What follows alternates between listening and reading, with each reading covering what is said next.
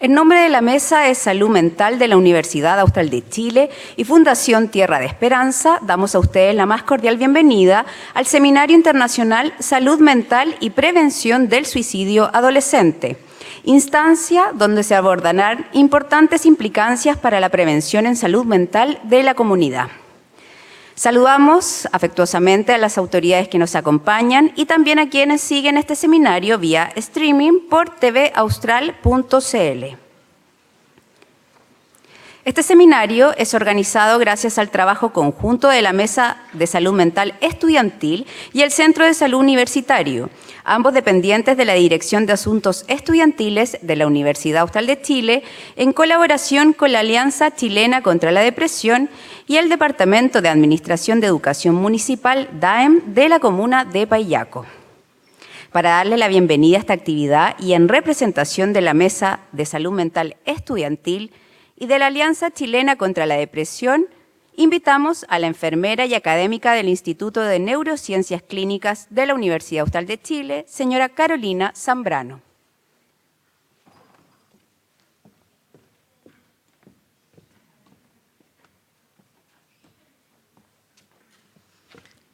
Muy buenos días a todos y a todas. Hoy día es un honor dar la bienvenida en representación de la Mesa de Salud Estudiantil Universitaria, la cual ha sido un proceso muy lento, pero que ha demostrado frutos como el de hoy.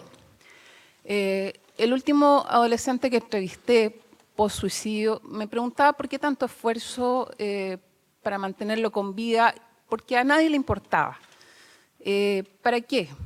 ¿Para qué si a nadie le había importado ni a nadie le iba a importar? Pero hoy día me encantaría que estuviera aquí y viera este salón lleno de gente que sí le importa la prevención del suicidio.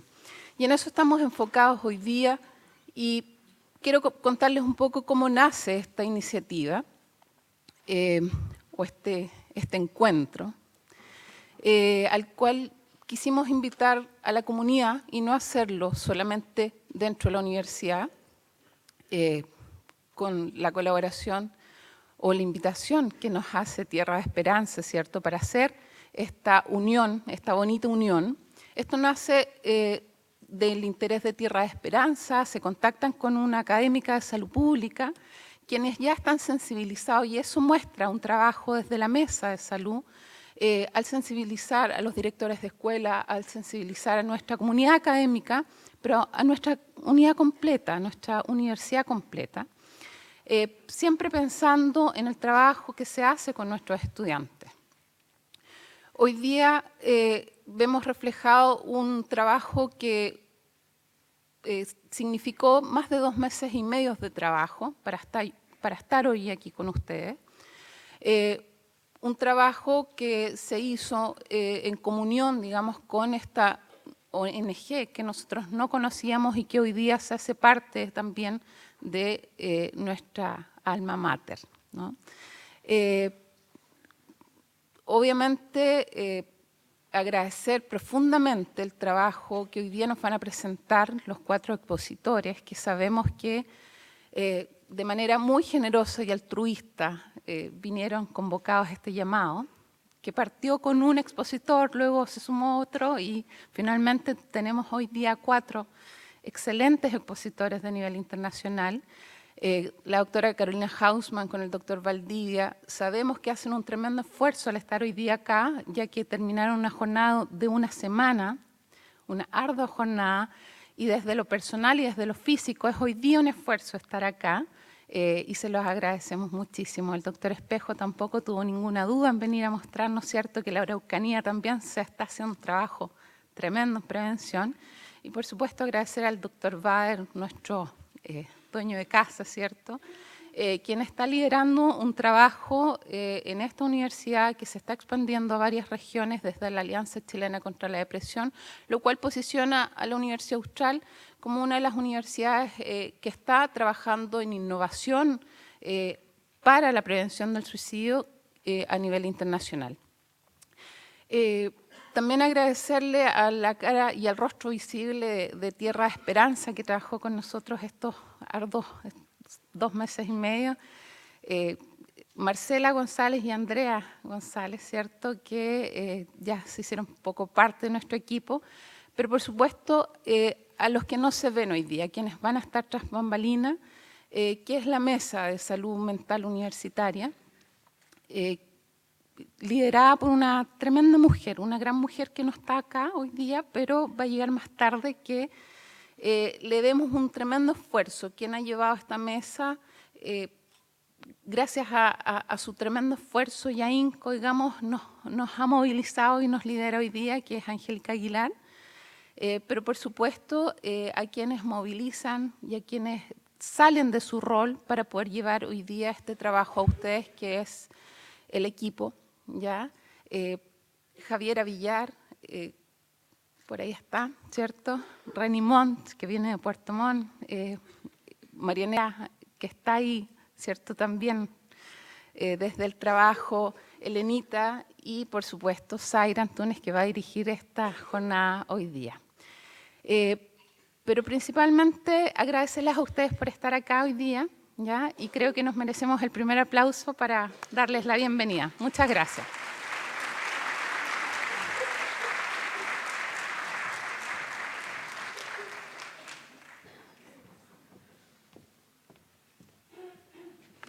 Agradecemos las palabras de la académica Carolina Zambrano. Fundación Tierra de Esperanza es una fundación sin fines de lucro creada en 1997 con el propósito de contribuir a que niños, niñas y jóvenes en situación de vulneración social se sientan apoyados, protegidos y defendidos frente a la injusticia y falta de oportunidades. En su quehacer, esta fundación trabaja estrechamente con niños, niñas, jóvenes, sus familias y redes de apoyo, con el fin de potenciar sus fortalezas y superar las debilidades que han obstaculizado el ejercicio pleno de sus derechos. Invitamos a este escenario al señor Pedro Canales, director de Fundación Tierra de Esperanza, quien entregará un saludo a los presentes.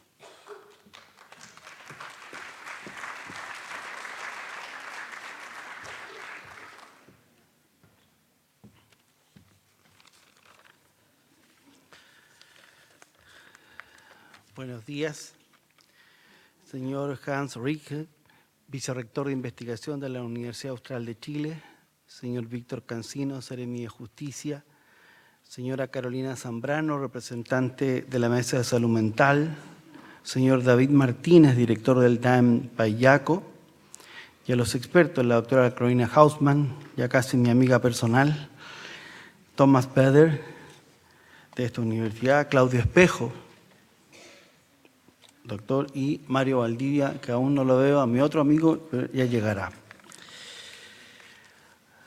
Como bien decía Carolina, la semana pasada hemos estado en la Fundación Tierra de Esperanza en un encuentro científico donde convocamos a gente de varios países del continente y de Europa, España, Portugal, México, Perú, Colombia, Argentina, Paraguay y por supuesto Chile. Espero no haber olvidado a nadie. Y nos encontramos porque queríamos debatir para ver cómo la ciencia ayuda a que solucionemos los problemas que afectan a los niños y jóvenes que son el objeto de trabajo de la Fundación. Y una cosa aprendí ahí: salud mental la hacemos siempre. Decía el doctor Valdivia en una de sus presentaciones que me infiltré en un taller: cuando se decide instalar un camino, construir un edificio, modificar algo en la ciudad, estamos haciendo salud mental. Eso tiene impacto en la gente. En la concepción del diseño de las ciudades no está considerada la salud mental todavía. Creo que hay que hacerlo. Cuidar a los que amamos es un sentimiento, nace en forma natural. Los padres cuidamos a los hijos. Escuchaba ahí que los hijos, dice, los mandamientos, honrarán al padre y a la madre, no la amarán. No estamos obligados a amar a nuestros padres, solo a honrarlos. Lo leí en una película, lo escuchaba. Pero insisto, cuidar a los que amamos es un sentimiento, sin embargo, cuidar al prójimo es un deber ético que tenemos especialmente cuando ese prójimo se relaciona conmigo en una acción en que yo, por una decisión libre, voluntaria, he decidido realizar. La mayor parte de la gente que está acá entiendo que trabaja con otras personas en su buena salud, en su salud mental. Nosotros en la Fundación buscamos que cada día los niños, las niñas, los jóvenes que tienen vulnerados sus derechos de alguna manera puedan restaurar, reparar eso. En ese sentido, para mí, cuidarlos es un deber ético, pues yo he elegido libremente hacerme cargo de ellos. Nadie ha estado obligado en esa acción. Tierra de Esperanza nace para proteger, promover y asegurar los derechos de los niños y los jóvenes. Tal vez, no tal vez, con certeza, el mayor derecho humano es el derecho a la vida. Seríamos negligentes si pudiendo no respondiésemos con ello a ellos, a los que requieren que sea cuidado su derecho a la vida, con prontitud, con oportunidad y con conocimiento. Yo estoy viejo, yo creo que ya hacia la salida de mi carrera. Hay gente que está esperando en la fila para ocupar posiciones que uno tiene. Y cuando yo empecé a aprender de salud mental, se decía que el suicidio era inevitable, que los suicidas se iban a suicidar. Eso es falso. Es uno de los tantos mitos, creo, que hay en torno a lo que hemos ido aprendiendo. El suicidio es evitable.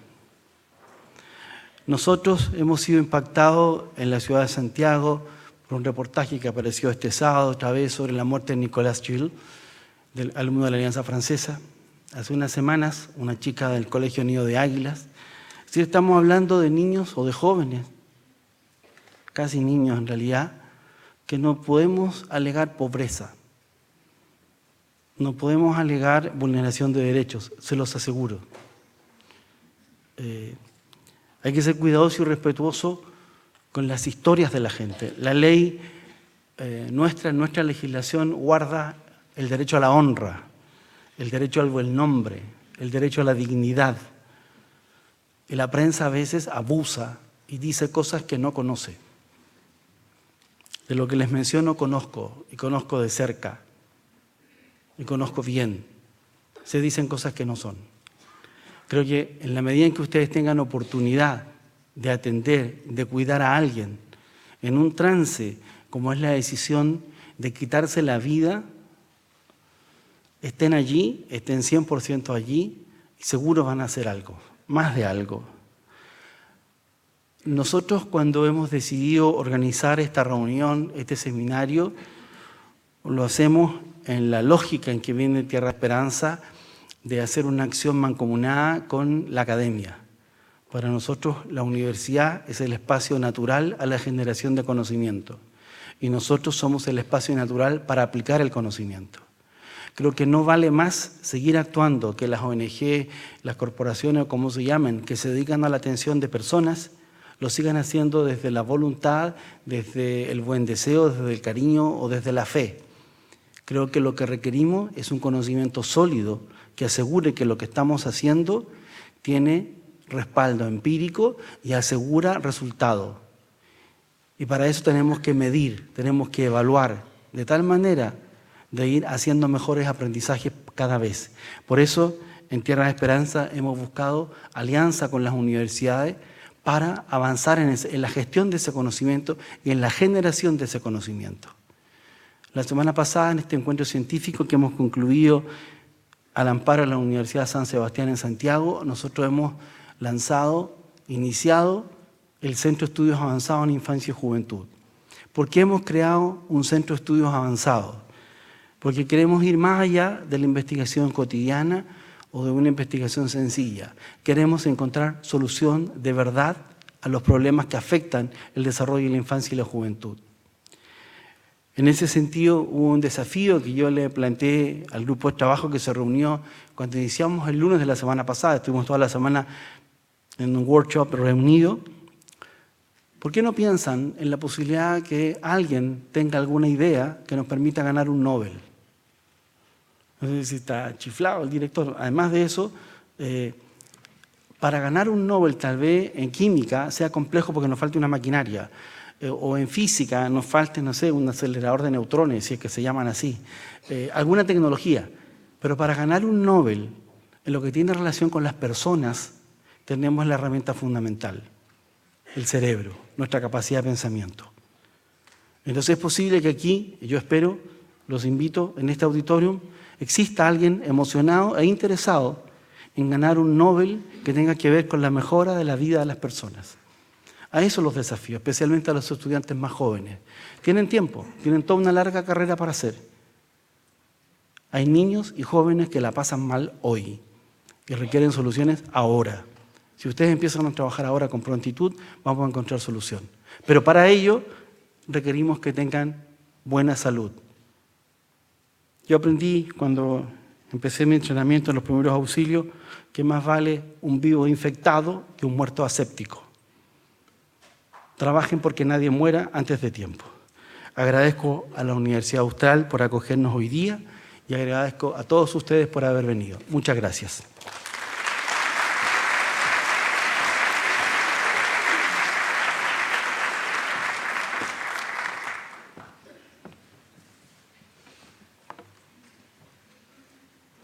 Agradecemos las palabras del señor Pedro Canales.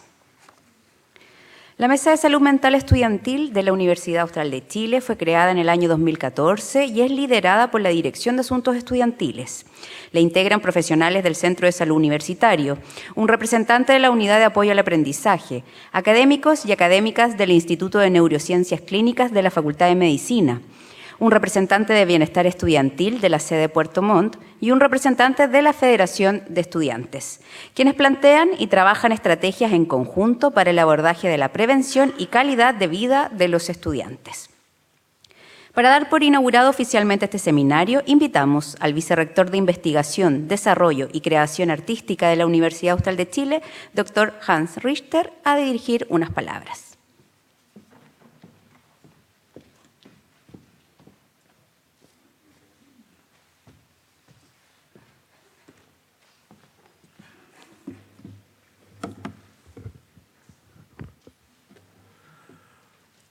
Muy buenos días. Es siempre un agrado, un privilegio dirigirse a audiencias numerosas. Yo siempre digo que este país ha ido perdiendo el interés por temas altamente relevantes y esto es una excepción. Este tema es importante y es extraordinaria la asistencia que tenemos hoy día. Así que muchas gracias por estar acá. Quisiera partir... Una intervención muy breve, quisiera partir dando un saludo de nuestro rector, el doctor Óscar Galindo Villarruel, que iba a estar acá abriendo este evento, pero tuvo que viajar a Puerto Montt para destrabar un conflicto estudiantil que se prolonga por 7 semanas, es parte de la vida de los rectores, así que presenta su excusa a través mío y yo asumo con mucho agrado el desafío de darle la bienvenida.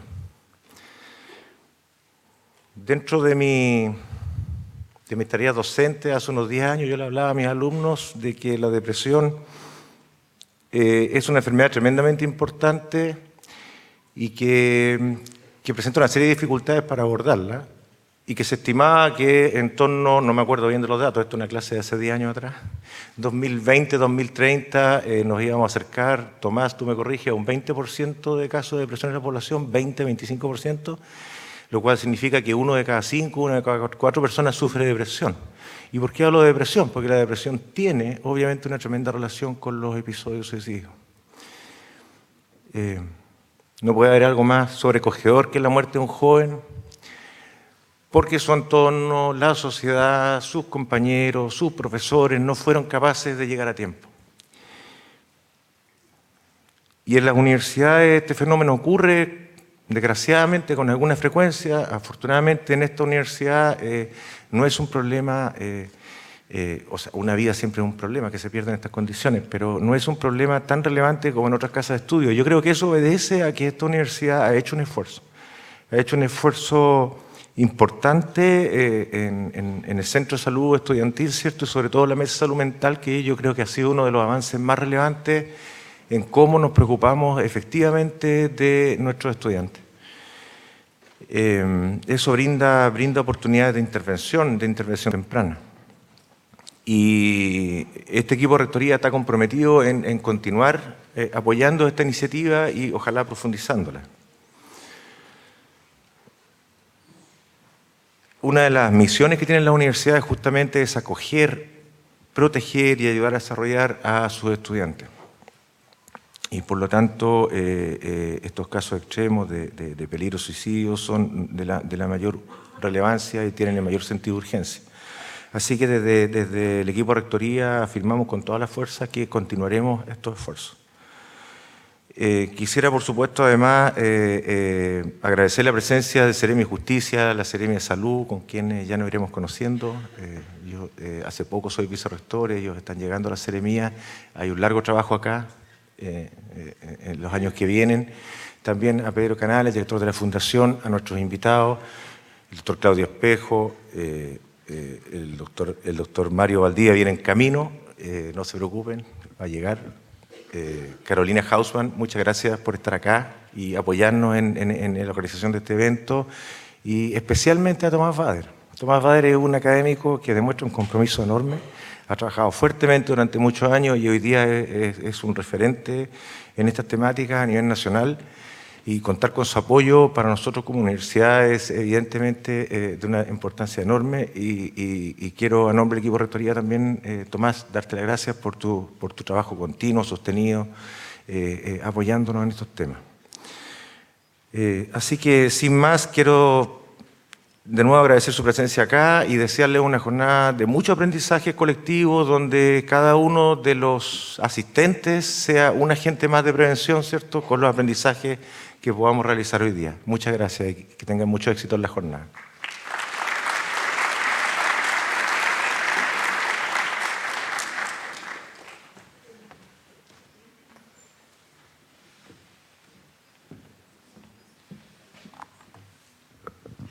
Agradecemos las palabras del vicerrector de Investigación, Desarrollo y Creación Artística de la Universidad Austral de Chile.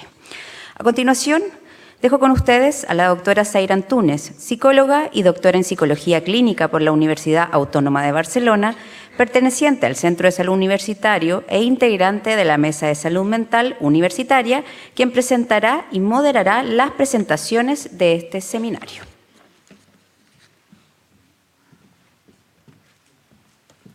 Muchas gracias. Buenos días, vicerrector Richter, señora Angélica Aguilar, directora de Asuntos Estudiantiles, bueno, no ha llegado, pero siempre está con nosotros, al señor Pedro Canales, director de la Fundación Tierra Esperanza, a los integrantes de la Mesa de Salud Mental Estudiantil, a los académicos, profesionales que nos acompañan, invitados especiales, a nuestros expositores, muchas gracias por venir, y a los asistentes en general, muchas gracias por esta tremenda convocatoria, por tan gran interés. Bien, este seminario internacional llamado Salud Mental y Prevención del Suicidio Adolescente abordará temáticas sobre factores de riesgo, prevención del suicidio en los jóvenes, consumo de sustancias e impacto de las redes sociales en el riesgo suicida, las que serán tratadas por expertos nacionales e internacionales. Aprovecho de informar a nuestros asistentes que el plenario de preguntas se realizará al finalizar esta mañana, luego de las 2 exposiciones de nuestros invitados. Le recuerdo también a nuestros expositores que el tiempo será medido y avisado oportunamente con las luces acá presentes, y que cuando les queden 10 minutos se les encenderá la luz amarilla como aviso. La luz roja, por supuesto, ya saben que es cuando no les va a quedar tiempo. Bien, entonces daremos inicio a este seminario con la presentación de la doctora Carolina Hausmann Stabile. La doctora Hausmann Stabile es psicóloga por la Universidad Nacional de Córdoba, Argentina, máster en Trabajo Social por Fordham University y se doctora además en Trabajo Social por la Washington University en San Luis, con el trabajo Desarrollo Evolutivo y Aculturación en Adolescentes Latinas con Intentos de Suicidio. La doctora Hausmann Stabile es investigadora bilingüe y tiene más de una década de experiencia trabajando para mejorar la salud mental de los latinos en Estados Unidos y América Latina, con un enfoque en la reducción de las conductas suicidas entre las adolescentes. Su trabajo aplica perspectivas socioculturales al estudio de las conductas suicidas en jóvenes de las minorías en los Estados Unidos y adolescentes de Latinoamérica, contribuyendo principalmente a entender las razones de la alta incidencia de intentos de suicidio y su prevención. Actualmente, la doctora Hausmann Stabile es profesora asistente en el Bryn Mawr College y cuenta con múltiples publicaciones y ha dictado conferencias en distintas partes del mundo. Es por eso un honor para nosotros tenerla hoy con nosotros. Bien, entonces invitamos a la doctora Hausmann Stabile con su trabajo titulado Prevención del suicidio en población juvenil.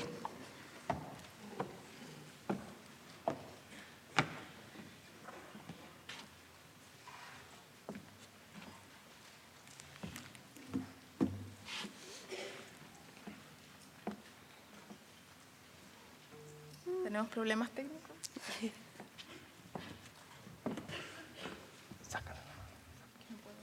Bueno, mientras eso se resuelve, buenos días a todos. Muchas gracias por estar acá. Es un honor y un desafío presentar ante 400 personas. Habla del interés que el vicerrector nos recordaba y señalaba de esta temática, de la actualidad de la temática, y también es un honor presentar frente a mis colegas a quienes he conocido primero a través de la literatura, de leer sus trabajos y sus publicaciones, y también recordarles cuánta gente está estudiando carrera de grado en este momento aquí. Levanten la mano. ¿Cuántos de ustedes son estudiantes? ¿Cuántos de ustedes trabajan sirviendo a niños y adolescentes? ¿Ustedes sabían que el producto principal de exportación de Chile es las tecnologías de conocimiento? Que Chile lidera Latinoamérica y es considerado por el resto del mundo productor de tecnologías. Y que en este momento estamos aquí para hablar de tecnologías de conocimiento, de la prevención de suicidio, y queremos, y quiero y les pido que esta presentación les incite a pensar, así como sus colegas, el doctor Bader, el doctor Espejo, Mario Valdivia, Mario que va a llegar en unos ratitos, así como ellos se han dedicado a diseminar conocimiento generado en Chile para Latinoamérica y para el resto del mundo, y es así como los hemos conocido. Les pido a ustedes que también hoy, cuando termine el seminario, empiecen a pensar cuál es su rol en diseminar y crear conocimientos aquí en Chile, porque necesitamos tecnologías de atención y prevención de conductas suicidas que tengan una perspectiva latinoamericana.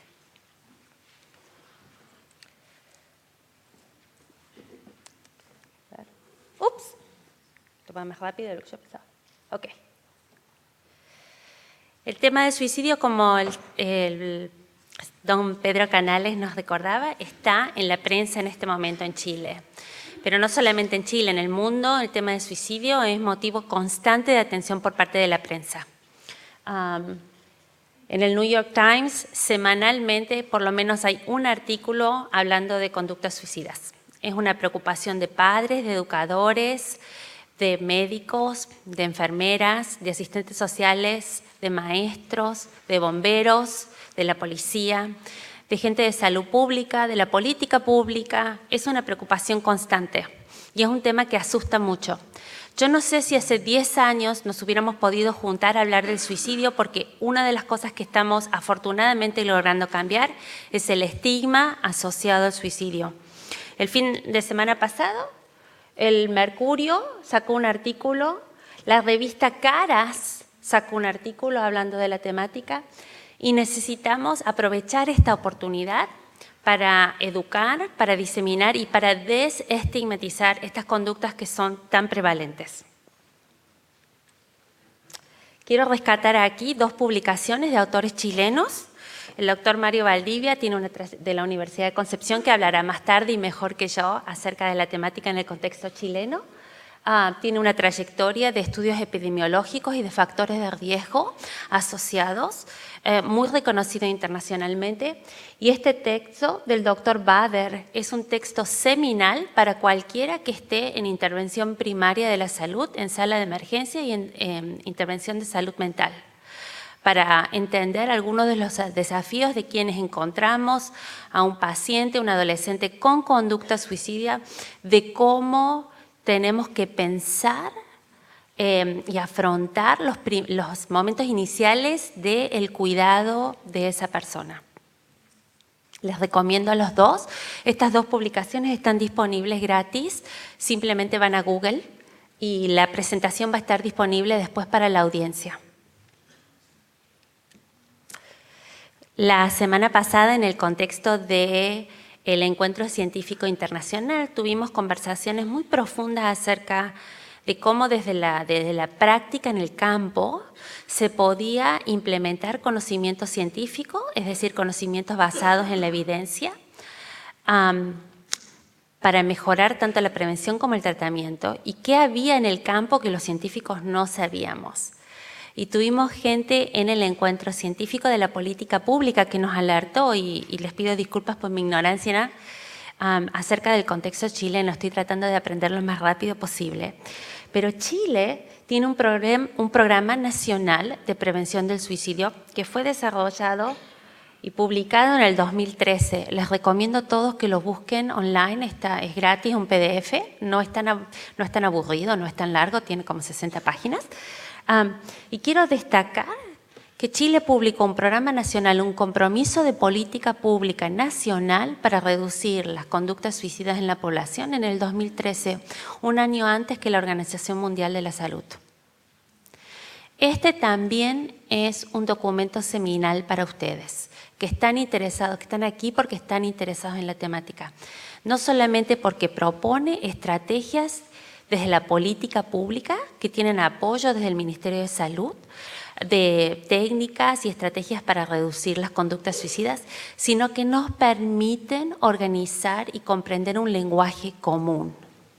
¿Qué se entiende en Chile por conducta suicida? ¿Cuál es la prevalencia que el Ministerio reporta? ¿Y cuáles son las estrategias que el Ministerio de Salud considera más efectivas para la implementación de estrategias de prevención de conductas suicidas?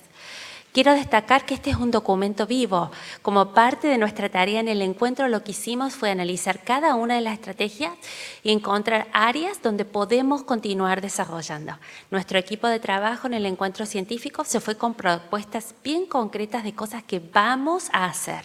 Les invito a todos ustedes a revisar el documento y pensar en sus comunidades, en sus centros de salud, en sus escuelas, en sus espacios de formación, a pensar cómo podemos mejorar este documento y llevarlo a cabo, porque es un documento que propone estrategias de prevención que son efectivas. Ahora bien, la implementación de este documento ha sido con un poquito de hipo.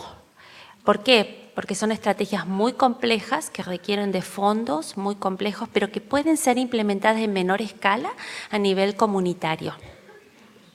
Así que les recomiendo no asustarse, pero también no pensar y esperar que tiene que venir del gobierno federal hacia nuestra comunidad, sino que en nuestras escuelas podemos utilizar este modelo para empezar a implementar estrategias de prevención efectiva. Este es un trabajo conjunto.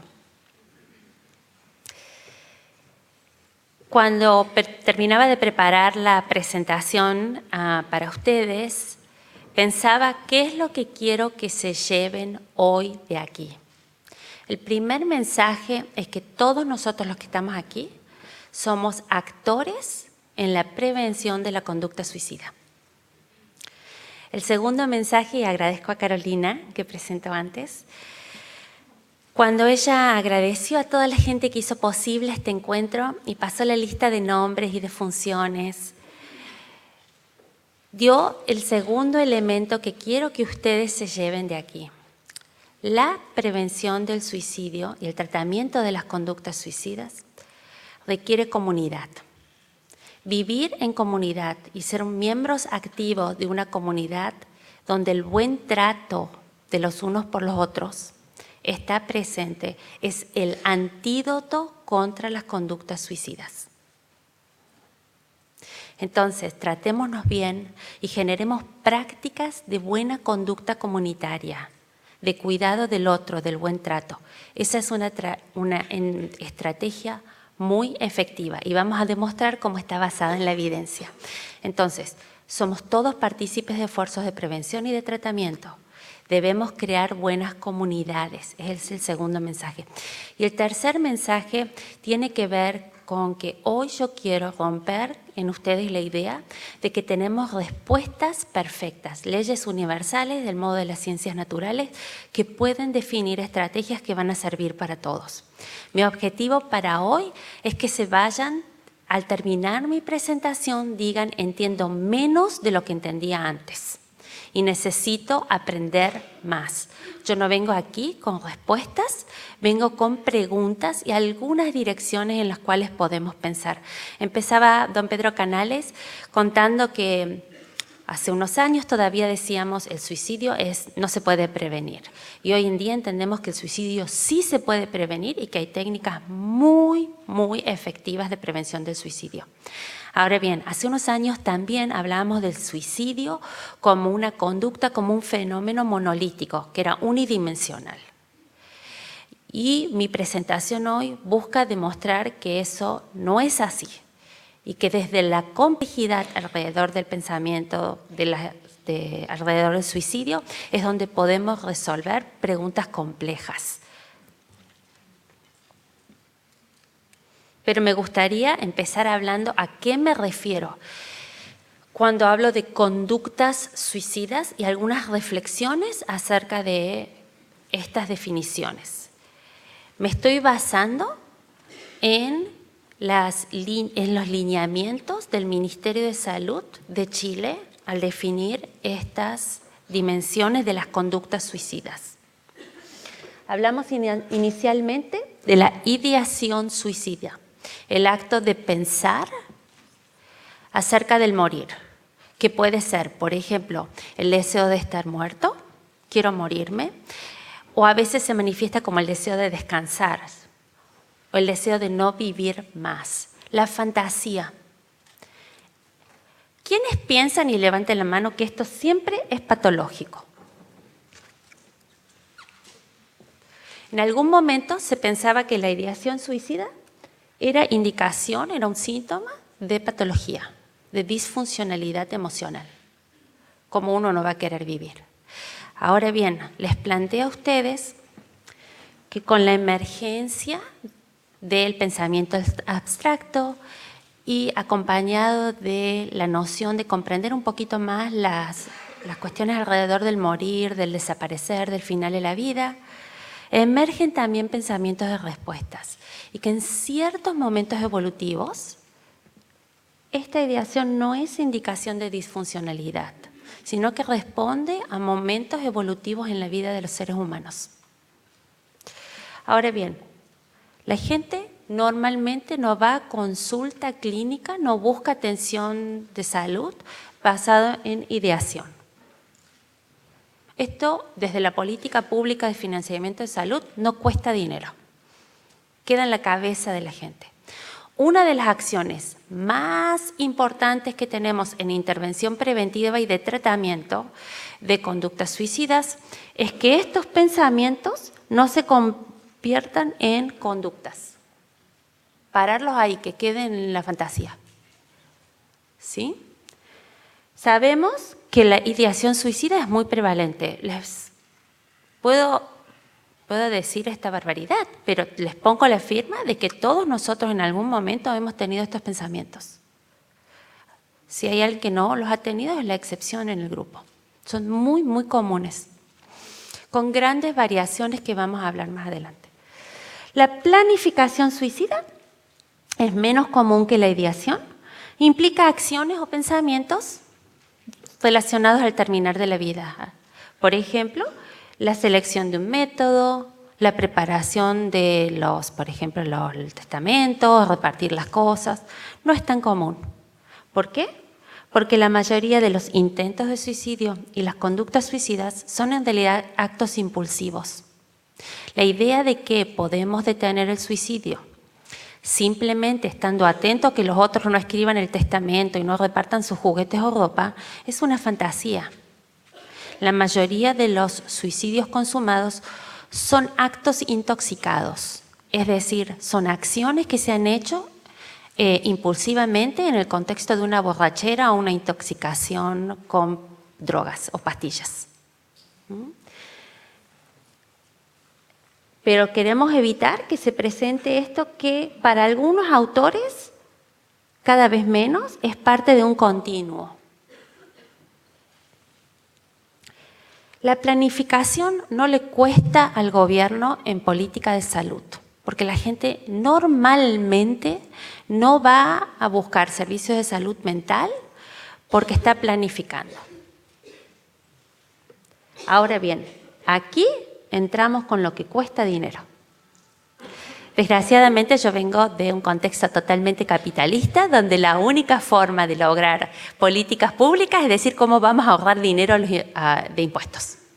Entonces, los intentos de suicidio sí cuestan dinero porque cuestan sala de emergencias, a veces admisiones, a veces tratamientos a corto plazo, intensivos, visitas de servicios de salud mental, seguimiento y además la gente que intenta suicidio en realidad suele repetir esa conducta, sobre todo en los adolescentes. Esto cuesta mucho, mucho dinero. Y los suicidios cuestan mucho sufrimiento para los sobrevivientes. Hablan de un sufrimiento tremendamente profundo en la persona que toma la decisión de quitarse la vida, pero también tienen costos asociados que debemos empezar a pensar para dejar saber que la inversión en prevención de suicidio es una inversión que es importante para nuestra sociedad, no solamente en términos del bienestar, sino en un contexto político donde el ahorro en el gobierno es valorado. Podemos utilizar este argumento del costo asociado a las conductas suicidas para demandar inversión en prevención. Les voy a dar un ejemplo concreto. El sindicato de maquinistas de trenes y de subterráneos en Alemania calculó que por cada suicidio en un tren, un maquinista perdía 6 meses de trabajo y le costaba mucho al gobierno por tratamiento de salud mental. Este es un empleado o una empleada que tiene un alto nivel de capacitación. Y cuando esta persona está impedida por haber sido testigo de un suicidio en el tren que está manejando, cuando esta persona está impedida de trabajar, eso afecta a sus colegas porque alguien tiene que cubrir el tiempo que el conductor de tren está fuera recibiendo tratamiento. Entonces afecta no solamente al conductor de tren, sino a sus colegas. El sindicato de maquinistas entonces fue al gobierno y demandó que se pongan estrategias de prevención como barreras en todas las estaciones de tren.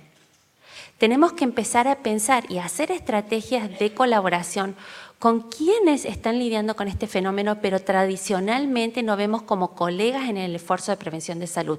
Por ejemplo, el Departamento de Bomberos o la policía, los carabineros, que ellos están respondiendo, están trabajando y están siendo afectados.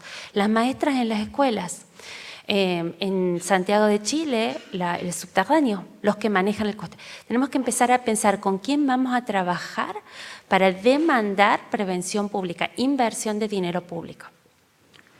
Quiero entonces decir que en este momento sabemos que la mayoría durante momentos evolutivos y en ciertos momentos de la vida y en ciertos cuadros de disfuncionalidad o de enfermedad mental, la ideación suicida tiene alta incidencia. La planificación tiene menor incidencia, pero mucha gente la hace. Los intentos de suicidio dependen mucho de la prevalencia de acuerdo a la edad, al género, ya vamos a hablar de eso, pero son menos comunes, pero son tremendamente importantes además porque es una de las variables que con más fuerza predice un intento de suicidio. Ahora bien, ¿cuál es la proporción? Depende del autor, depende del estudio, se habla de que por cada 20 a 50 intentos de suicidio hay un suicidio consumado. Necesitamos comprender también cuáles individuos hacen esta trayectoria y cuáles se quedan en ciertas conductas y cómo podemos modificar patrones de conductas una vez que están establecidos. Les voy a dar un ejemplo concreto. Yo he trabajado por aproximadamente 7 años en el sur del Bronx, en la ciudad de Nueva York, el distrito del código postal más pobre del mundo desarrollado. Y tenía pacientes que te presentaban conducta crónica de intento de suicidio. Y algunas de ellas lograron transicionar fuera de la conducta de suicida tatuándose.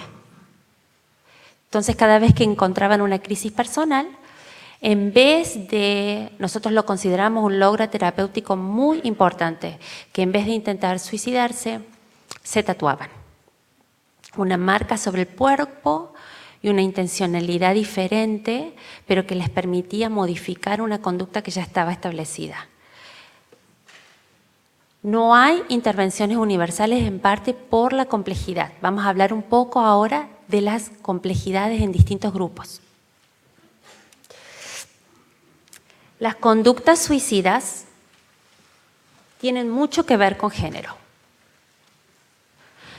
Las mujeres ideamos, planificamos e intentamos suicidarnos más que los hombres.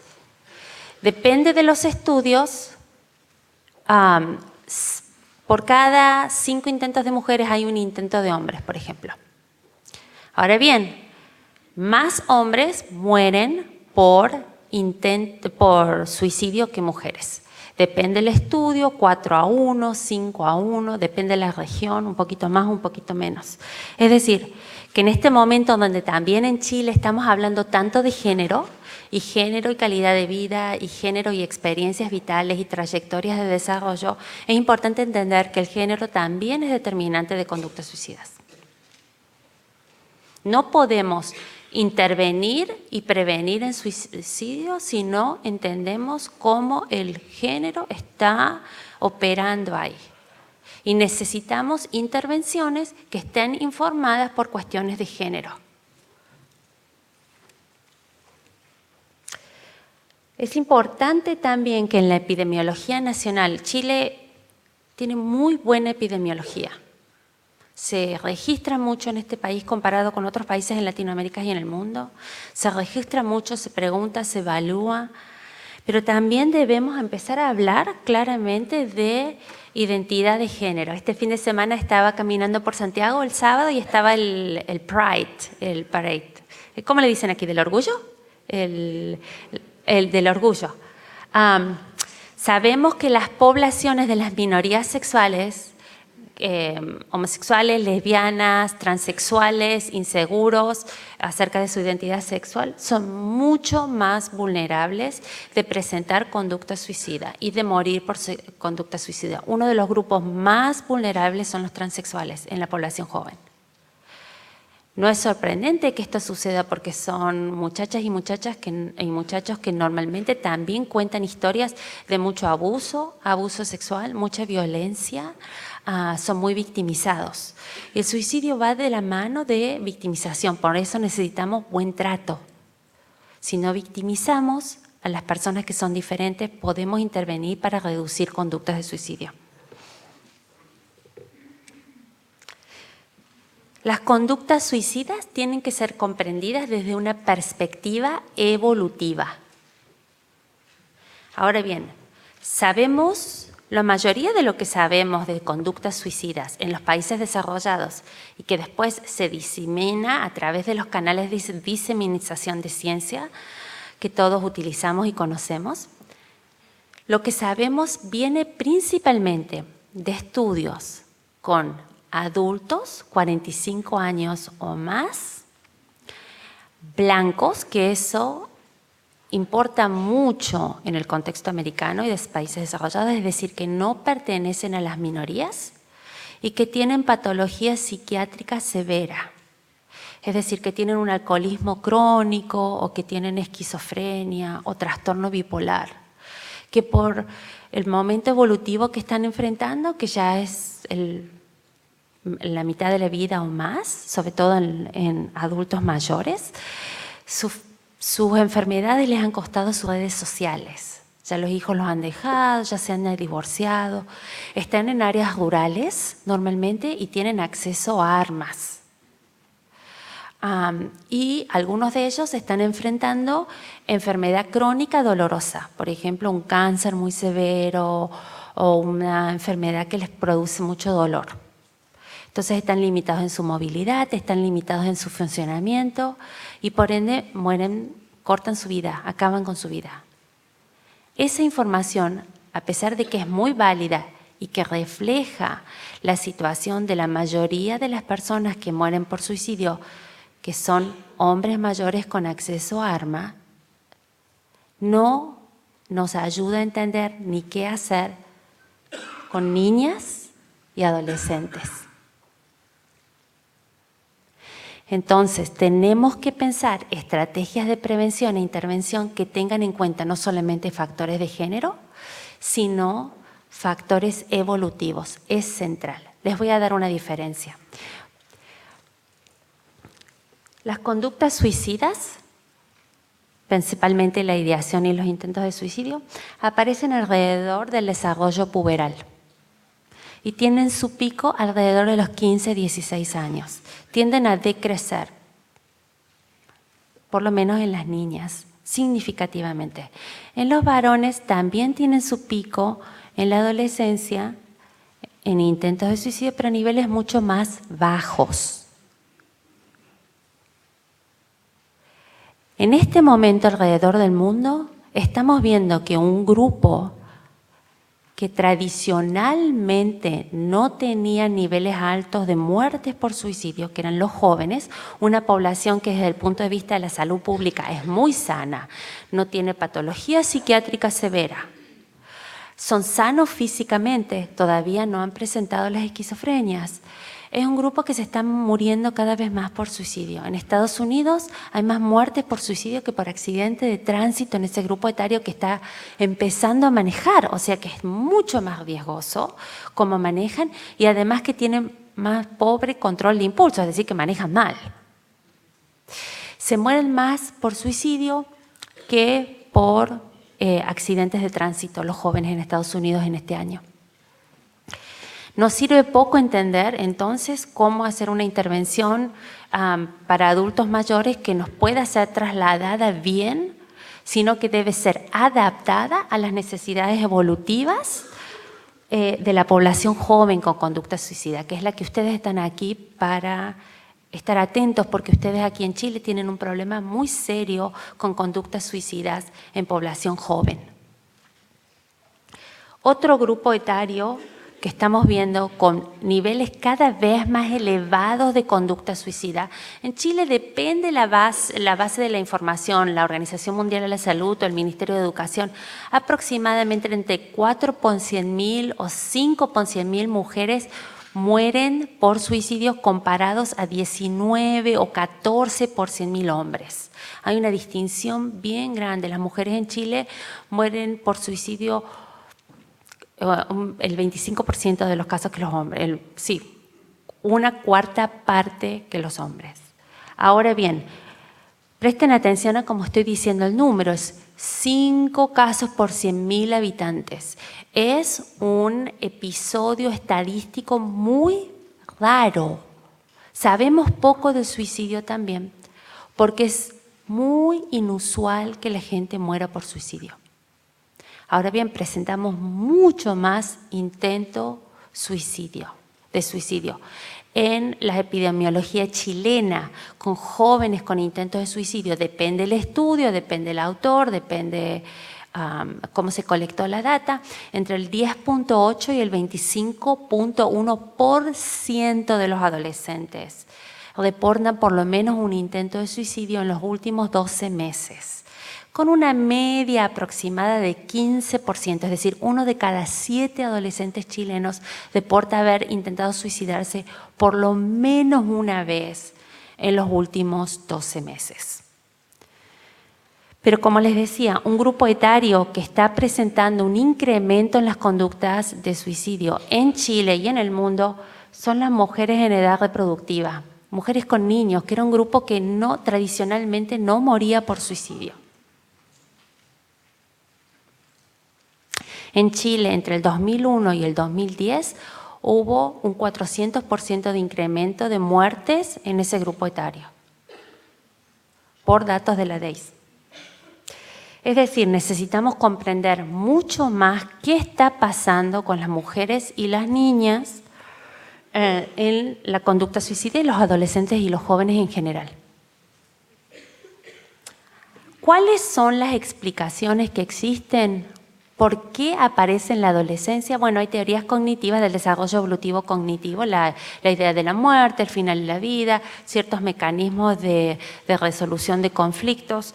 Hay teorías biológicas, neurobiológicas, que el desarrollo hormonal puberal en las niñas parece estar asociado con mayor incidencia de la depresión. Sabemos que las mujeres sufrimos mucho más de depresión y ansiedad que los hombres. Y sabemos también que los niños en Latinoamérica presentan niveles mucho más elevados que los niños anglosajones de ansiedad y depresión, que parece que tiene que ver un poquito con la forma que criamos a los niños. Que son niños más ansiosos porque siempre estamos diciendo, pórtate bien, no te muevas, quédate quietito, sé obediente, sé buenito. ¿Okay?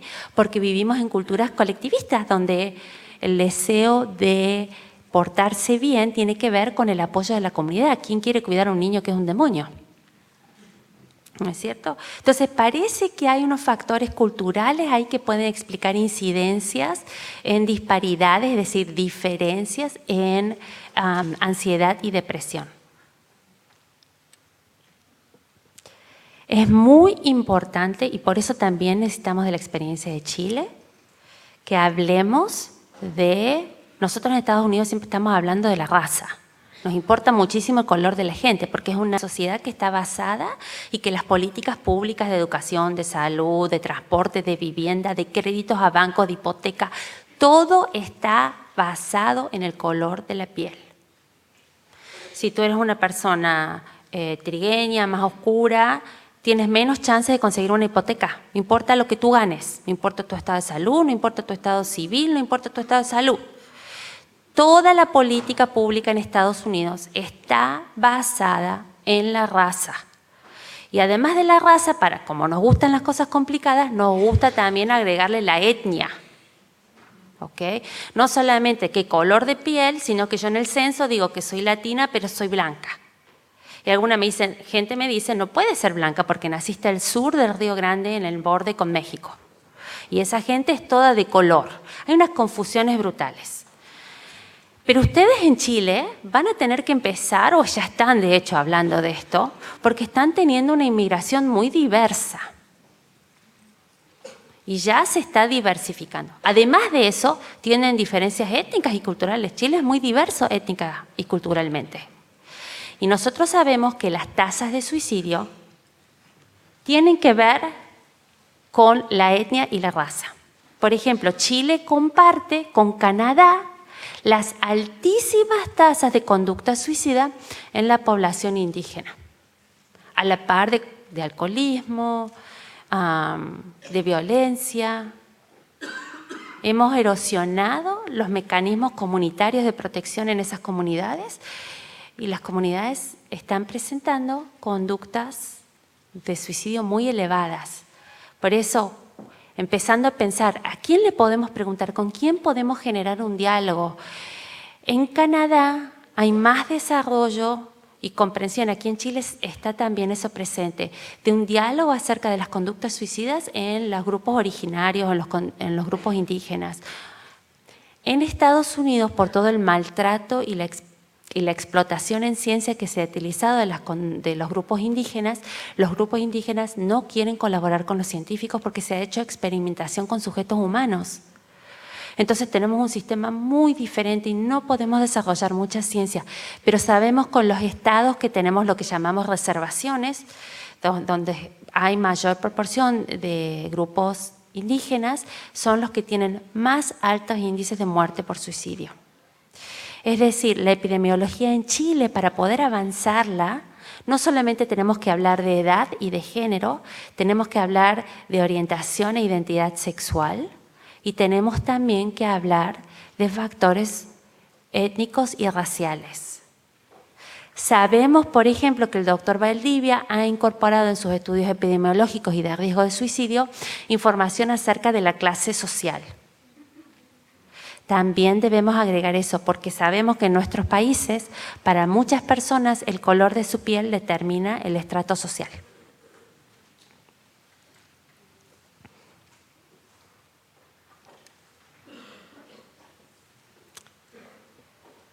Sabemos también que en poblaciones que crecen en violencia y que a través de política pública de seguridad pública las tratamos con un tratamiento de shock, las separamos, las encarcelamos. Estas poblaciones tienen los niveles más altos de conducta suicida y de muerte por suicida, separado de la población con trastorno psiquiátrico severo. Además, en nuestros países, desgraciadamente, mucha gente que tiene abuso de sustancias y que por ende, con el consumo de sustancias, ingresa en la economía de las sustancias y de las drogas, también los encarcelamos, no los tratamos, los encarcelamos, los separamos. Ustedes en Chile tienen de todas maneras políticas de salud y políticas de tratamiento de jóvenes mucho más avanzadas que lo que tenemos en Estados Unidos. Muchísimo más avanzados, y por eso necesitamos que ustedes escriban, publiquen, presenten, discutan, muestren lo que están haciendo. Porque si lo que se hace en Chile con población, con el contacto con la justicia juvenil, es mucho mejor que lo que se hace en Estados Unidos. Entonces, también debemos entender cómo las historias de violencia y la socialización a la violencia en nuestras comunidades resulta en incrementos en conductas de violencia autodirigidas y como en contextos de mucha violencia, como son los contextos de encarcelamiento, hay más conductas suicidas porque también hay más desesperanza. Entonces, cuando hablamos de suicidio, yo les pongo el desafío que pregunten al interlocutor específicamente a qué población te refieres y cómo los factores de riesgo generales y particulares determinan la incidencia de las conductas suicidas en esa población. No podemos hablar de un sistema de bloque, no hablamos de sarampión, hablamos de una conducta que tiene muchas diferencias de acuerdo al grupo que la presenta. Y les voy a mostrar algo aquí para que se hagan una idea, les pido disculpas, es datos de los Estados Unidos. Esta trayectoria de que los jóvenes debemos prevenir la muerte por suicidio trabajando sobre los intentos de suicidio es muy importante. Sin embargo, les quiero mostrar este gráfico que compara los intentos de suicidio en el año 2013 de las jóvenes latinos, de los adolescentes de entre 14 y 17 años, con la prevalencia de intentos de suicidio, de muertes por suicidio en ese grupo. Aquí las niñas latinas, 1 de cada 7 reportó un intento de suicidio, pero solamente 2.8 sobre 100.000 murieron por suicidio. Es mucho, mucho más baja la tasa y no significa necesariamente una trayectoria lineal, sino que debemos identificar dentro de este universo quiénes son las niñas que realmente están vulnerables para terminar con su vida. Y ahora los muchachos que tienen tasas más bajas de intentos de suicidio en la comunidad latina, y este número en realidad está empujado, está incrementado por los muchachos de las minorías sexuales. En Estados Unidos, los muchachos latinos que se identifican como minoría sexual, como gay, transexual o inseguro acerca de su identidad de género, 32% de ellos reportan intentos de suicidio. 32, 1 de cada 3. Los niños heterosexuales casi no tienen conducta suicida durante la adolescencia. Y este número aquí, este universo, también está dividido por subgrupo. Sabemos que las niñas cubanas que viven en Miami, que socioeconómicamente están mejor que el resto de los latinos, el suicidio casi no es un problema para ese grupo. Es decir, que hablamos más de factores individuales, de psicopatología individual. Pero las niñas puertorriqueñas, una población que está desde antes que los cubanos en los Estados Unidos, que ha sido importada como mano de obra barata y muy explotada desde el principio del siglo XX, 1 de cada 4 en Nueva York reporta un intento de suicidio. Entonces son niñas caribeñas, de la misma cultura religiosa, viven en la costa este, y sin embargo las cubanas y las puertorriqueñas tienen índices completamente diferentes de intentos de suicidio. Ahora bien, Nueva York es un centro, un imán para los puertorriqueños porque los contratamos para industria de servicio. Como ustedes en Chile están trayendo a los colombianos, a los venezolanos, a los peruanos, a los argentinos, a los bolivianos. Están importando mano de obra de servicio, ¿no es cierto? Bueno, y en la contrapartida de Nueva York es Toronto, una ciudad que también ha importado mucho puertorriqueños. Más o menos durante el mismo periodo. En Toronto, las niñas puertorriqueñas no tienen conducta suicida. Los niveles son tan bajos que no es un problema de salud pública. Sin embargo, en Nueva York, las primas de la niña que vive en Toronto tienen unos niveles de conducta suicida altísima. Es decir, cuando hablamos de suicidio y de conducta suicida, debemos comprender los contextos sociales en los que estas suceden. Es diferente, hay factores universales en intervenciones de prevención en Chile, pero debemos adaptarlas a las características locales. No es lo mismo implementar un programa en Santiago o en Tarapacá que implementarlo en Temuco o en Valdivia. Necesitamos comprender dinámicas locales y por eso necesitamos de los clínicos, la gente que está tomando el pulso de nuestras comunidades. Voy a presentar 2 modelos teóricos que tienen mucha evidencia que los apoya para comprender las conductas suicidas. Uno de ellos que viene más desde la psicología cognitiva y el otro más desde el trabajo social y desde la antropología. Ambos son complementarios y ambos tienen mucho apoyo empírico. Hay algo ahí que nos están diciendo que es útil para pensar estrategias de prevención. Luego de presentar estos modelos, los voy a articular con algunas sugerencias de intervenciones que podemos implementar en nuestras comunidades y en nuestras instituciones. Probablemente ustedes, si están interesados en suicidio, han escuchado hablar de Joyner, que desarrolló una teoría que tiene un nombre muy horrible, que se llama Teoría Psicológica Interpersonal del Comportamiento Suicida.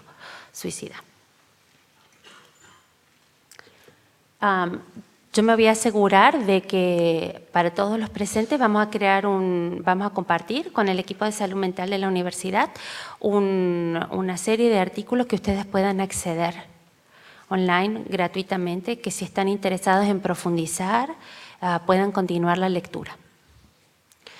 En muy breve y simplística descripción, Joyner propone en su teoría interpersonal que las conductas suicidas emergen del deseo de morir, yo tengo que querer morir, y la habilidad de llevar a cabo este deseo, que tengo que poder llevar a cabo eso. Por ejemplo, yo me quiero comprar un auto nuevo, pero en este momento no tengo la habilidad de llevar a cabo ese deseo. Joyner propone que lo mismo sucede con suicidio. No solamente debo querer, sino que debo ser capaz. El deseo de morir a nivel individual surge de 2 estados psicológicos. Uno es el sentimiento o el sentido de pertenencia frustrado. Este sentido se refiere a la necesidad humana de pertenecer, a lo que hablamos antes de la comunidad. Todos nosotros necesitamos sentirnos que pertenecemos. Pertenecemos a nuestras familias, a nuestras comunidades, a nuestras escuelas. Cuando ese sentimiento de pertenencia está frustrado, aparece la experiencia de desconexión con el otro, de soledad y de aislamiento, presentes en personas con intentos de suicidio y que por autopsia psicológica se identifican en personas que se han quitado la vida. Muy común. Por eso, por ejemplo, cuando les decía, una persona con un alcoholismo severo cuyas redes sociales se están deteriorando, está a alto riesgo porque tiene una experiencia de aislamiento. No, llama a los hijos no atienden, ya se ha divorciado o ha perdido a la familia, los hermanos ya no le prestan atención, la comunidad lo rechaza. Sentimiento de aislamiento y de no pertenecer, que tiene que tener una experiencia de cronicidad. El otro estado psicológico que Joyner sugiere, que tiene que estar presente en el deseo de morir, es el percibirse como una carga para los demás. Ese pensamiento que se expresa en personas con conductas suicidas como el mundo estaría mejor si yo no estuviera aquí. En los adolescentes se expresa diciendo mi mamá y mi papá estarían mejor si yo no estuviera acá porque yo me porto tan mal o los he decepcionado tanto o soy una vergüenza para mis padres o mis hermanos o mis abuelitos. Soy una carga. Pero eso no alcanza.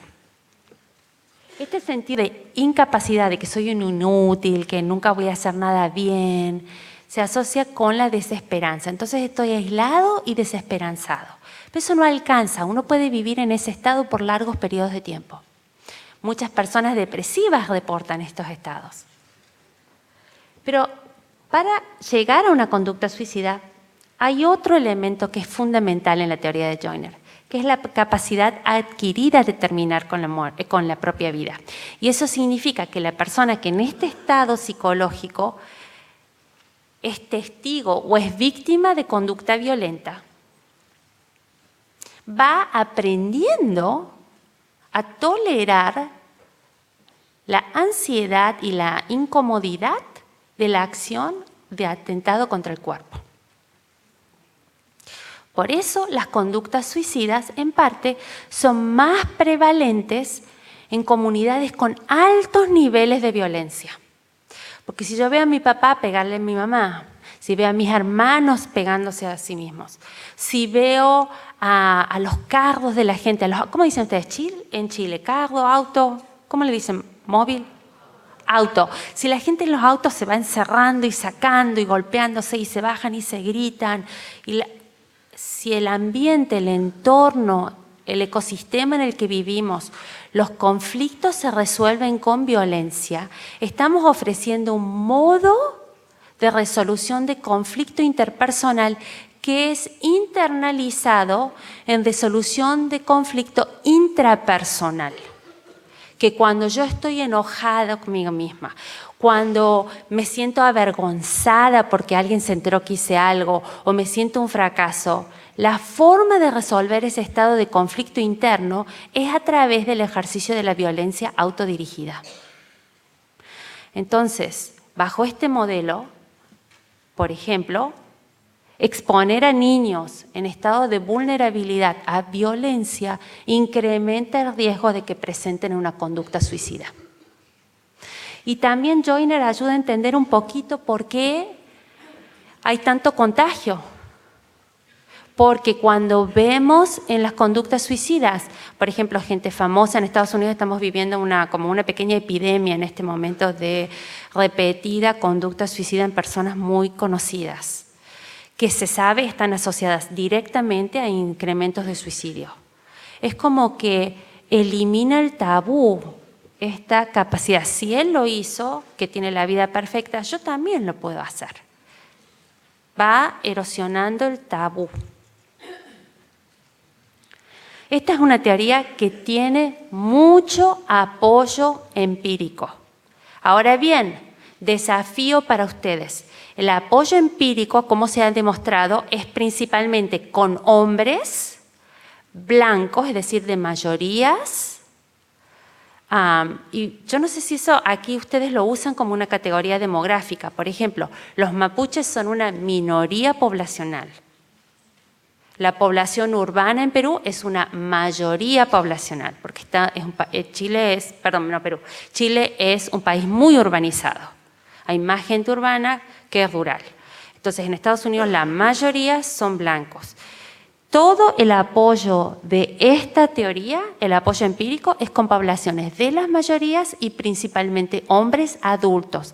Necesitamos testear si esto se puede aplicar en el contexto de Chile con poblaciones de jóvenes. Estoy muy contenta que tengo un artículo, el primer artículo que hace un test de esta teoría con adolescentes latinas en Estados Unidos. Nosotros encontramos que sí, que para adolescentes latinas sí funciona esta teoría. Entonces, también en esta teoría, abrir los ojos. Si trabajamos con jóvenes que están viviendo en hogares violentos, con cuidadores violentos, tenemos que estar muy atentos a la presencia de estos estados psicológicos, porque hay más riesgo de presentar intentos de suicidio o muerte por suicida. Otra teoría que yo les sugiero estar atentos, porque tiene un poquito más un modelo ecológico, es la teoría evolutiva ecológica de los intentos de suicidio. Esta no se aplica a las muertes por suicidio, pero es una teoría que tiene mucha evidencia con poblaciones de las minorías y jóvenes. Es una teoría que emergió en el 2005, el doctor Sayas, que es mi mentor, o sea, tengo un conflicto de interés aquí, es el que la desarrolló junto con colegas, y mi trabajo principal ha sido alrededor de esta teoría. O sea, yo no vengo aquí con un modelo médico, para eso tenemos gente mucho más capacitada para hablar más tarde. Yo vengo con modelos ecológicos, socioculturales para comprender, porque todas estas disparidades, estas diferencias en prevalencia y en conductas. Esta teoría postula lo siguiente, que en los jóvenes se aplica con adolescentes y principalmente con niñas. Las conductas suicidas emergen en contextos socioculturales, cómo vivimos, cómo es nuestro barrio, cómo es nuestra escuela, y culturales, cuáles son los valores de nuestra familia, los valores en nuestra sociedad, en contextos evolutivos de vulnerabilidad, momentos evolutivos de gran vulnerabilidad, la senectud, la vejez y la adolescencia son momentos de gran transición evolutiva y de mucho riesgo. Y contextos familiares. ¿Cómo es el clima en mi familia? ¿Cómo nos llevamos? ¿Cómo nos cuidamos? ¿Cómo nos queremos? ¿Cómo nos honramos? Entonces, esta teoría postula que dentro de los factores que tenemos que estar muy atentos en el desarrollo evolutivo son principalmente los factores de autonomía. Estamos viviendo un momento de cambio cultural muy rápido. En una generación y media, la autonomía de los adolescentes y las expectativas de autonomía por género han cambiado muy rápido. Entonces hay familias que todavía no se han adaptado. Y por otra parte, hay riesgos muy grandes para las adolescentes muy jovencitas autónomas, porque hay riesgo de embarazo en un país donde no tenemos aborto legal. Hay riesgos de embarazo en un país donde no sé cuánto se está hablando de prevención, de planificación familiar con niñas de 9, 10 años. Hay un incremento en niñas que están presentando desarrollo puberal a partir de los 8 años, es decir, que son niñitas en riesgo de embarazo. Entonces es lógico que los papás estén aterrorizados si la niña quiere pololear a los 11 años o a los 13. Es un momento de gran estrés para las niñas, para los padres y para las familias. Entonces, autonomía es una de las variables más importantes, entendiendo que estamos en un momento de rápido cambio de tradiciones culturales y cambio cultural. Lo que la niña ve en el Disney Channel es muy diferente de lo que la mamá o la abuelita vio o la tía vio en la televisión en blanco y negro cuando había 2 canales en el 70. Y cuando había un solo teléfono en la casa, si es que había, y estaba todo el mundo escuchando qué es lo que pasaba en el teléfono. Y además, en un momento de erosión de nuestras comunidades, donde hay menos supervisión de la comunidad. Que la tía que vive la vuelta ya no vive la vuelta, sino que vive en Antofagasta, la abuelita no vive en el barrio, sino que vive en otro lado, entonces hay menos supervisión de los niños. Lógico que los padres estén aterrorizados y es lógico que las niñas demanden. Y lo que pasa con la demanda evolutiva es que no cede, los chicos no ceden. Quieren ser más autónomos porque es lo que el desarrollo evolutivo les impone. ¿Y eso qué resulta? Resulta en conflictos familiares. Yo tenía 14 años, hace muchos años, y me acuerdo que fue el periodo más difícil de mi vida porque me pasaba peleándome con mis padres. ¿Cuántos de ustedes tienen adolescentes en la casa? Bueno, es un momento de las canas verdes, de las tensiones, de los riesgos. Es un momento, y además las consecuencias de los riesgos en esa época son, ya sabemos, consecuencias por el resto de la vida. Es un momento muy estresante. Entonces, en este caldo de cultivo, que impone vulnerabilidad emocional, porque la niña y el niño que demandan autonomía no tienen la madurez y la experiencia de tomar las decisiones correctamente, a veces. Y hay un funcionamiento psicosocial comprometido a veces, porque estamos en escuelas que tal vez son complicadas, porque estamos en barrios tal vez donde hay mucha violencia. En este caldo de cultivo hay un escalamiento de los conflictos. La niña no cede en la demanda, se escapa por la ventana. Me acuerdo, una de mis pacientes llegó la mamá del trabajo antes y se encontró al pololo en la ducha con la muchacha. Pero ya venían peleando por el pololo hacía rato. No es que recién, hola, mucho gusto, este es mi pololo, que se va a tener que vestir en un momento, sino que ya venían peleándose hace rato. Y ese día, la niña experimenta que la pelea, la discusión, el griterío en la familia, a veces la cachetada, la violencia, ustedes en Chile ya no pueden hacer eso, pero en otros países sí lo hacemos. La niña siente que la familia estaría mejor sin ella, se siente una carga. Y ahí es cuando se presenta el intento de suicidio. Entonces, muchas veces escuchamos en la prensa decir el suicidio es un acto muy egoísta. En realidad, estas dos teorías nos hablan que no. Joyner nos dice que la persona se siente una carga y que quiere aliviar la carga de los demás a través del morir. Y en este caso, las niñas latinas quieren aliviar la carga de sus padres, quieren bajar los conflictos. Ya me pusieron la luz amarilla, así que me voy a apurar. Hay muchas maneras de intervención, pero estas intervenciones deben ser vistas con perspectivas ecológicas. Es decir, podemos trabajar, si no hay mucho recurso a nivel público, si no hay muchos recursos con la familia o la comunidad está muy sufrida, podemos trabajar con el individuo. En países como Chile hay una decisión, un compromiso a trabajar con política pública que prevenga la conducta suicida. Y les voy a dar unos ejemplos antes de que me saquen de aquí. Desarrollo, desde cómo atender al desarrollo evolutivo. Tenemos que hacer intervenciones de prevención que ayuden a los papás y a las mamás a resolver conflictos que tienen que ver con la demanda de mayor autonomía. ¿Dónde podemos hacer eso? En las escuelas, en las iglesias, en las casas. Hay muchas intervenciones efectivas de parenting que reducen el conflicto. Sabemos que reducir conflicto reduce las conductas suicidas. También sabemos que los adolescentes que intentan suicidarse a nivel individual reportan niveles muy altos de aspiraciones para el futuro porque dicen, yo nunca voy a poder hacer nada, soy una inútil, no hay futuro, nunca nada va a mejorar.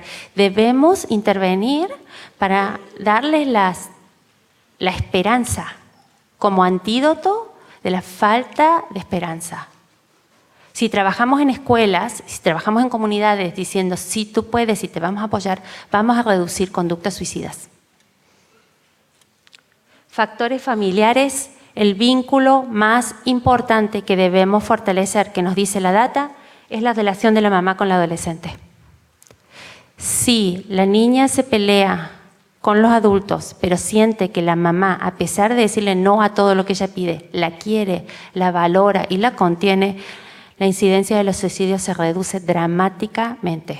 Debemos apoyar a los cuidadores primarios y acompañarlos en el desafío de criar hijos adolescentes. También sabemos que uno de los factores críticos de intervención es reducir los conflictos a nivel familiar.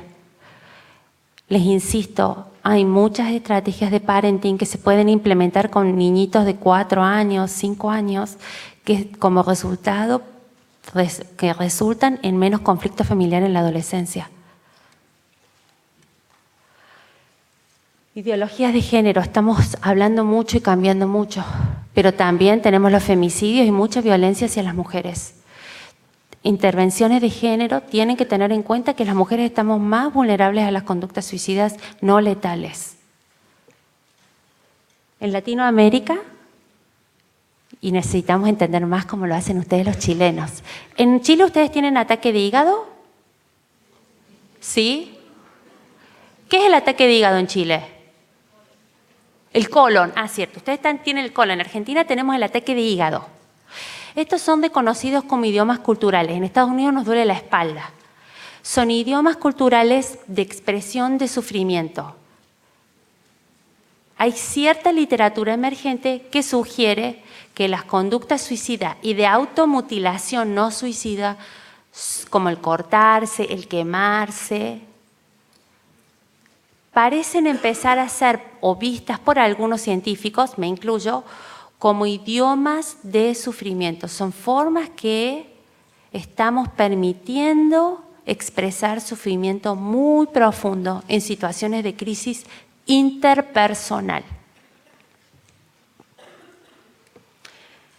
Aquí para Chile vamos a tener que hablar acerca de inmigración y conductas suicidas, porque el debate de inmigración tiene que ver con el debate del bienestar de poblaciones que Chile está trayendo y que necesita para su economía.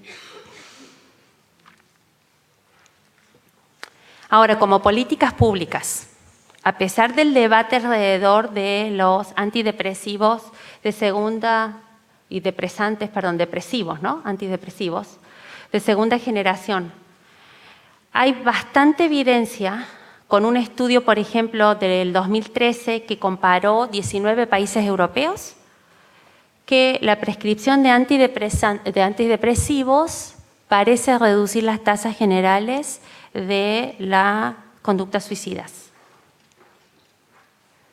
Y debemos limitar el acceso a métodos letales. En Australia, donde había acceso ilimitado a armas, se cortó eso y se redujeron los suicidios. Lo que pasa en Chile es que la gente se mata menos por arma que por ahorcamiento. Necesitamos también un mejor registro de los métodos utilizados para educar acerca de cómo contener eso. Finalmente, les insisto a que miremos juntos que todos nosotros somos partícipes de este plan nacional. No es plan nacional solamente del Ministerio de Salud, plan nacional de la Oficina del Presidente, plan nacional del Gobierno de turno. Es el Programa Nacional de Prevención de Suicidio de Chile, que tiene 6 componentes centrales que se pueden aplicar en distintos contextos. En nuestras escuelas, en nuestras comunidades, en nuestras casas, en nuestros ceremis de educación, de salud. Es extremadamente efectivo lo que propone y es muy viable de hacerlo. Si ustedes están buscando intervenciones basadas en la evidencia, debemos tener mucha atención a que no han sido adaptadas o testeadas en el contexto chileno y que van a requerir una adaptación. Pero, sin embargo, un buen lugar de inicio es esta oficina del Gobierno Federal Americano, SAMHSA, que tiene una lista de todas las intervenciones basadas en la evidencia, que tiene mucha atención a diferencias poblacionales. Simplemente les digo una cosa que es muy importante. La ciencia en Estados Unidos es una ciencia de individuos. Nosotros desarrollamos teorías, desarrollamos trabajos y los promovemos. No hay mucha polinización cruzada, es decir, tú desarrollas una teoría y yo la testeo independientemente. Entonces hay ciertos sesgos, ¿ok? Porque la teoría es desarrollada y testeada, o el método de intervención o prevención es desarrollado y testeado por el mismo científico. Esto es un sesgo peligroso. con mucha atención cuando vamos a la página web de SAMHSA, de ver quién ha testeado y quién no, para que no nos vendan como aceite de víbora o algún así, nos tiene unas plumitas por encima, ya estamos, ¿no es cierto? Finalmente les dejo el desafío, antes de que me echen. Este es mi nombre y este es mi correo electrónico. Si alguno de ustedes está interesado en literatura, escríbanme. Nosotros tenemos bibliotecarias dedicadas específicamente con listas. Yo le puedo pasar una lista, me pasa los PDF y se los mando. La guagua que no llora no mama. Y nosotros necesitamos aprender juntos. Escríbanme. Yo prometo que voy a hacer lo mejor posible para accederles a las publicaciones. Muchas gracias.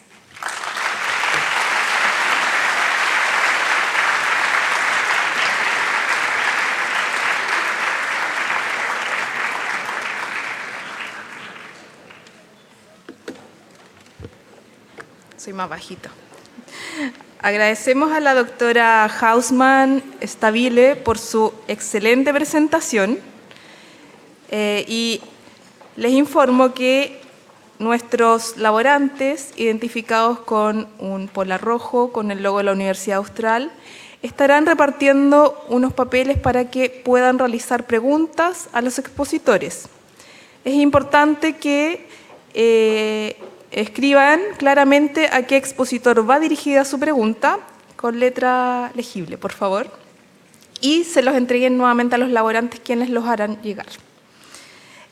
Bien, estas preguntas se realizarán al finalizar ambos expositores en el plenario.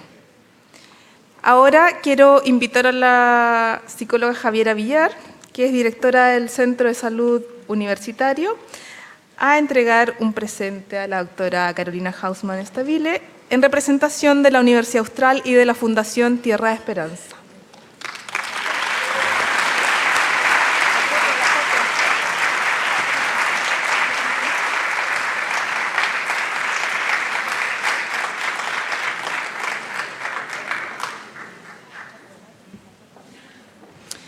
Bien, muchas gracias, doctora Hausmann. A continuación, los invitamos a un coffee break de 20 minutos, el cual se realizará, atención por favor, el cual se realizará en el hall de la Dirección de Asuntos Estudiantiles, que queda acá cruzando la calle. Es importante que vayan abrigados y los esperamos puntualmente en 20 minutos. Gracias.